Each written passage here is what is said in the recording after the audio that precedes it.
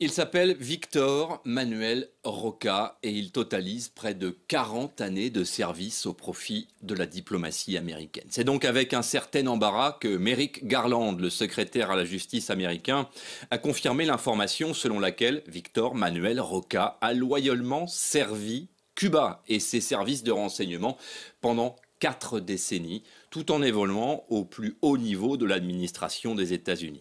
Né en Colombie, celui qui très tôt s'est présenté comme un ambitieux aspirant à la nationalité américaine, en réalité a commencé à travailler pour l'un des principaux ennemis de l'Amérique, donc dès 1981. Enchaînant les postes stratégiques en ambassade ou au département d'État, sa couverture a littéralement trompé tout le monde et alors que chacun des postes qu'il a occupés impliquait une enquête de sécurité non seulement du FBI, mais parfois de la CIA.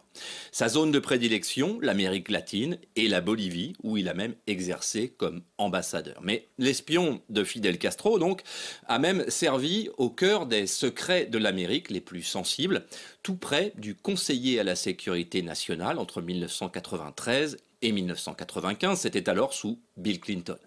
Visiblement très attaché à son engagement réel et non fictif, l'homme a travaillé toute sa vie sous sa réelle identité, ce qui a participé d'ailleurs à sa longévité. Pas de légende donc pour Victor Manuel Roca, puisqu'il a tout simplement, en tout cas selon le FBI, consacré sa vie tout entière à trahir son pays d'adoption. Même après sa retraite, l'agent de Cuba a continué à conseiller l'état-major en charge de l'Amérique latine au Pentagone.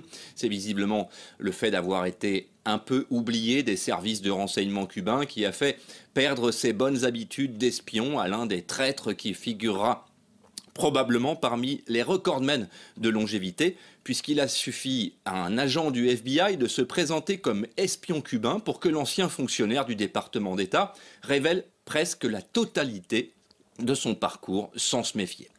Pas de prescription pour la trahison aux États-Unis.